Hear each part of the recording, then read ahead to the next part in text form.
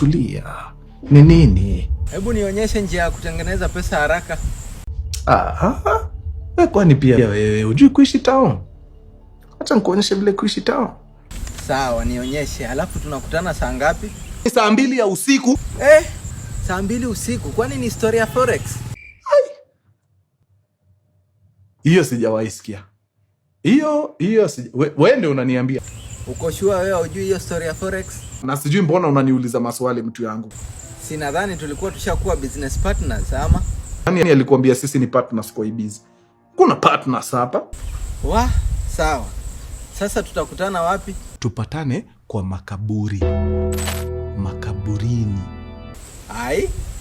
Kwa nini makaburini? It's probably closer to where unaishi.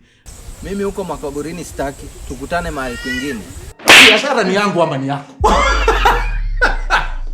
Wewe nakwambia tunaenda biashara, unataka kuniambia vile tutafanya kazi? Na siku nyingine kwani tunashinda hapa kazi yako wewe? Biashara ni yako, lakini mimi nakushuku sana. Ama unataka kunitoa kafara?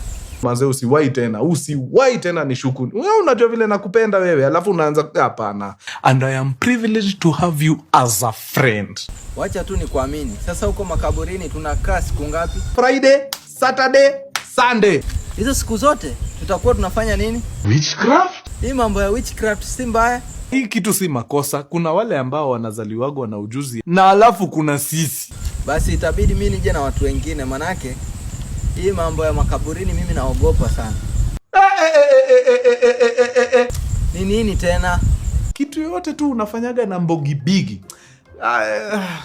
Kuna koga tu na mimi siko sure kama ninataka kudeal na umati.